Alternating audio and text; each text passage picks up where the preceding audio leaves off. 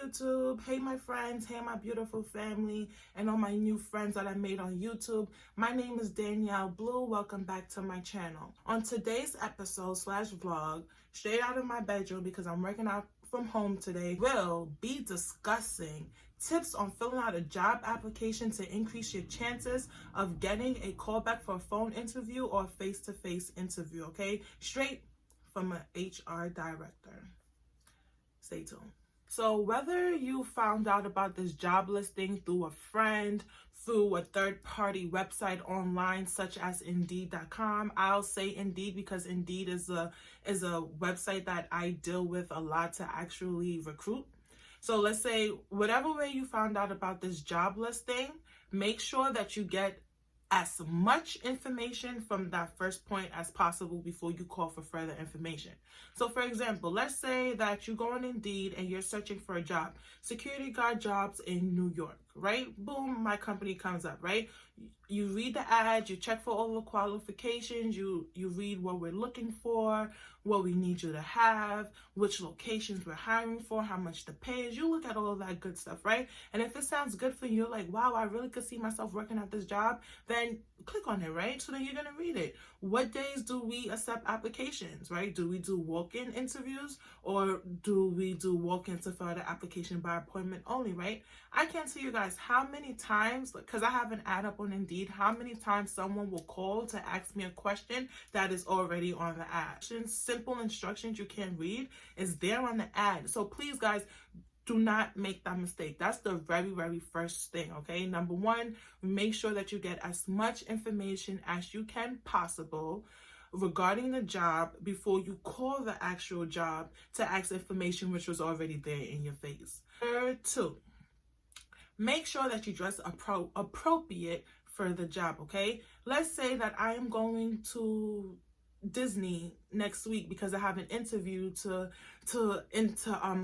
interview for an HR position, right, in corporate America, right? So what am I gonna wear? Most likely I probably wear some heels or some flats, a pantsuit and like a blazer a little bit, right? Something that fits that career position, right? So let's get back to security, for instance. Security is a low entry level job. So a lot of people do ask me, hey Danielle, when I come in for that interview next week, what should I wear, right? The first thing I always say is dress business casual, okay? If you are confused about what you should wear because you don't know if the job, well, hey, it's not really a quote unquote good job, or only need my high school diploma, or I didn't even need my high school diploma to get this job, how should I dress? I'm gonna be throwing out garbage. I'm gonna be doing this.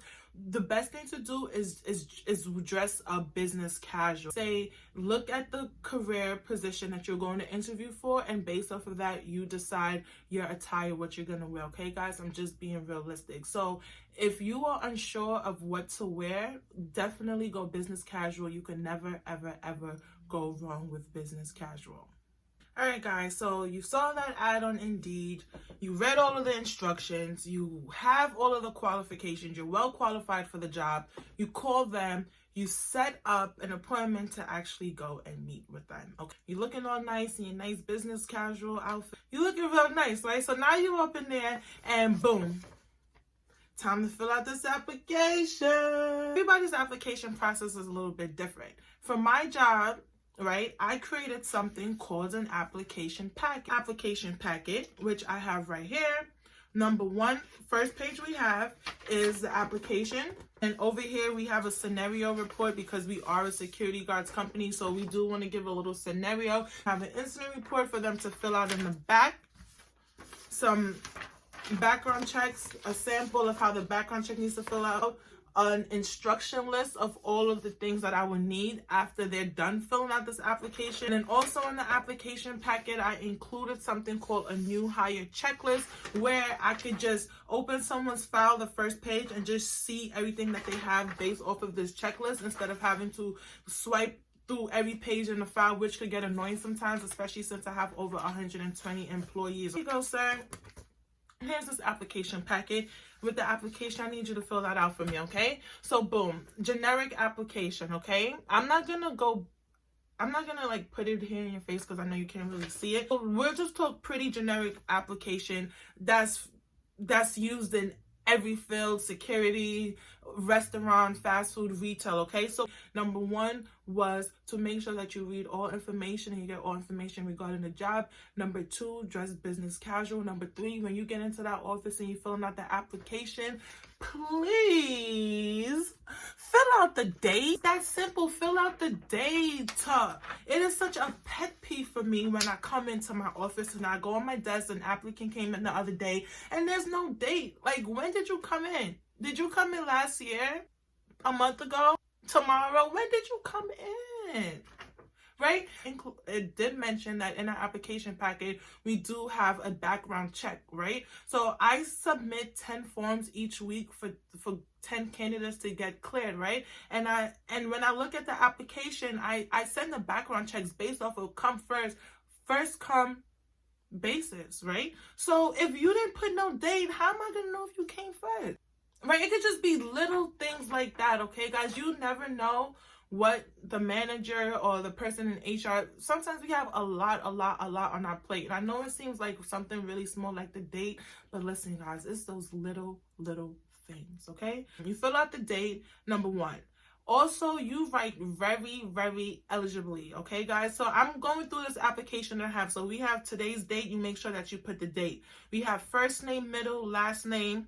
Fill all of that out. Put your middle name, initial, put your first name, your last name, right? If they ask for a nickname, if your nickname is Day Day from down the block, please don't put Day Day. It's Slime or Killer. Please do not put that on there, okay? So street address, you're gonna put your address. Make sure that you put your address, you write it down nice and neat, because a lot of times, even though we do have I-4s, a lot of times some people who work in HR may use this application to input your information into the system once you're hired, right? So that could affect a lot of people. Let's say maybe during tax season, right? Hey, I didn't get my check. I didn't get my W-2 in the mail. Okay, let me see what address we have for you on the computer. Oh, 447. Oh, no, that was supposed to be a 448. Oh, I'm sorry. Well, your 8 looks like a 7, right? So that could affect things way down the line. So right from the beginning, back to what I said, the application process is the gateway process. You make sure that you are on point from that. You're interested in full-time, part-time, or temporary, it doesn't matter. Be honest, right?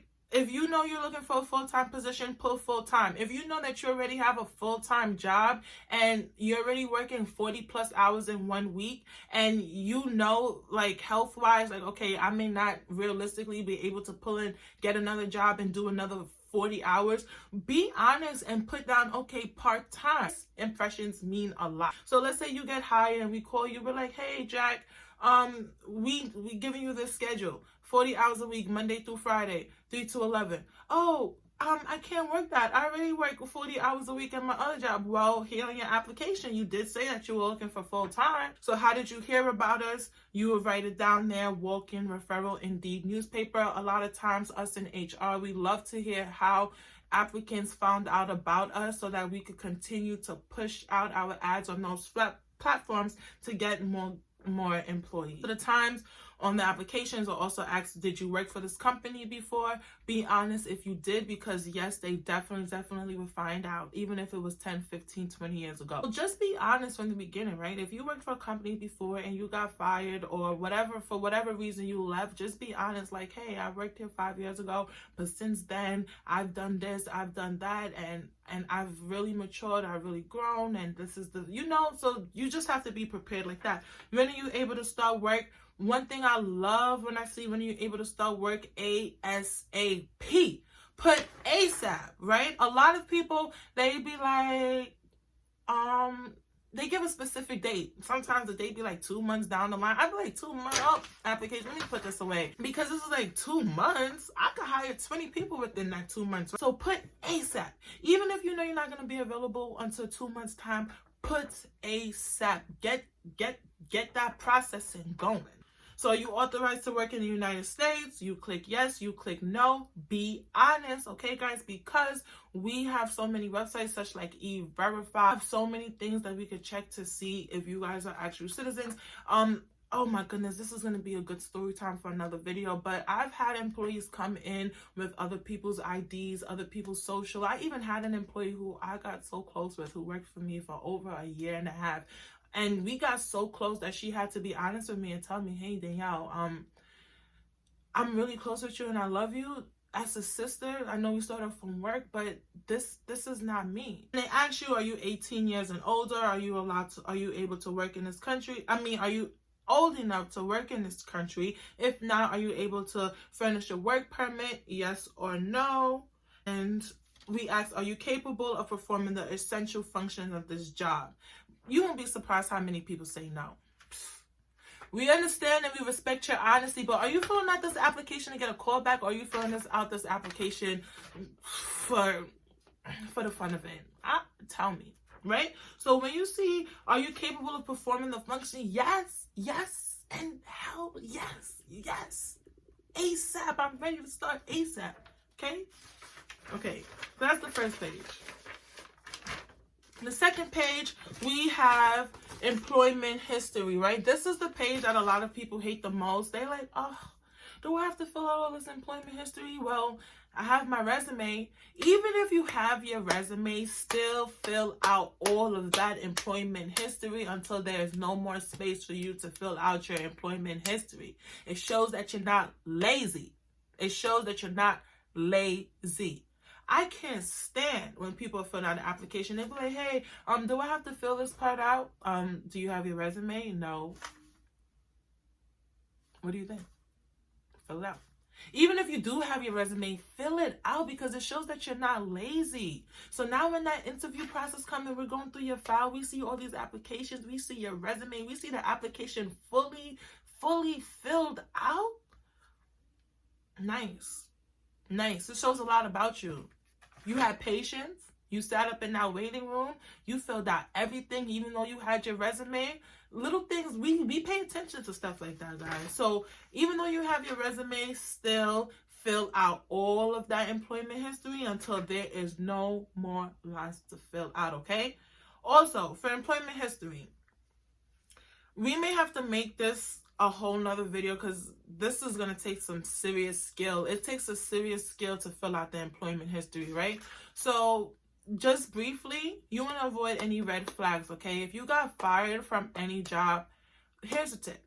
Do not put it down on your application. Don't put it down. Don't put it down. Unless you got fired, because you know we do reference checks, right? But unless you got fired and the supervisor was really so cool with you that she won't mention to us that she fired you, then okay, put it down. But employers, we look for red flags like that. We look at red flags like, hey, okay, so your last job, you worked there for 2 months, and the previous job before that, you worked there for 1 month, and then 3 years before that, you worked there for 6 days. Like, we don't want to hire somebody like you. We don't. Because it's just like, what does it tell us? That you're going to come here and you're going to do the same thing. You're going to make us waste all of our money on training you, making you an ID, paying for your uniform, doing all of these trainings just for you to stay with us for 14 days. So avoid red flags such as that with such spaced out employment history, okay? And let's say, for instance, you were out of work for a long time. Let's say maybe a family member was sick, or you were pregnant, or you wanted to go back to school. Then write it down. Fill out your employment history and explain to that manager when they call you in for the interview process, like, hey, yes, I was out of work for 6 months because I did decide to take that time out to study, right? They don't even know what you're studying for. You could have been studying yourself.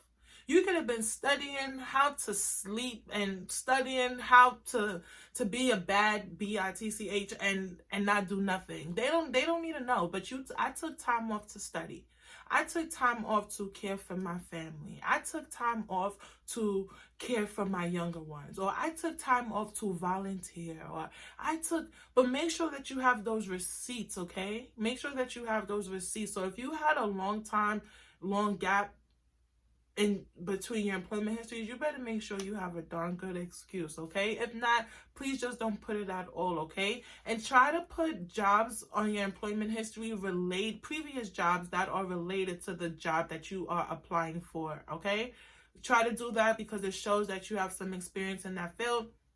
Even if you do not have any experience in the field that you're going to, if you put down some other jobs that you had, but like, let's say you needed like some of the skills that it took at that different job you may need here at this job, you want to really highlight that and you really want to talk on that, okay? So let's say I used to work at Chuck E. Cheese and I used to be a hostess, right? But now I'm applying for a security guard position. You don't need no security experience, because that's great. A hostess, that means that you know how to interact well with people. That means that you are the gateway of that door at Chuck E. Cheese when people coming in. So you're gonna know how to greet people when they're walking into whatever facility that you are protecting, right? So just because you don't have any experience in that field does not disqualify you from a job. Just highlight those skills from that other job that can help you with the current job that you are applying for today. So next, for education, you're going to be honest. Put your high school, college, if you didn't go to high school, no high school if you did. And that's fine. That's college. College does not mean you're smart. It does not mean you're smart. I went to college with people. College don't mean you're smart. Whoever said that's a darn lie. Okay, so anyway, I just wanted to put that in there. So be honest with your education history, okay? References. Here's another question that I don't like. Can I put my mom down for a reference? No! Of course your mom is going to say nice things about you. Don't even ask me that question. Professional, always, always, always. Professional references, okay? Professional references. Supervisor, manager, mentor, someone that you worked with at an internship program. If it comes down to it and you don't absolutely have anyone to put down for your reference, last resort, I would say a coworker. A coworker, at least, okay? Because a coworker worked with you hand to hand. Your coworker could still be your buddy and still say good things about you. But last resort, coworker, okay?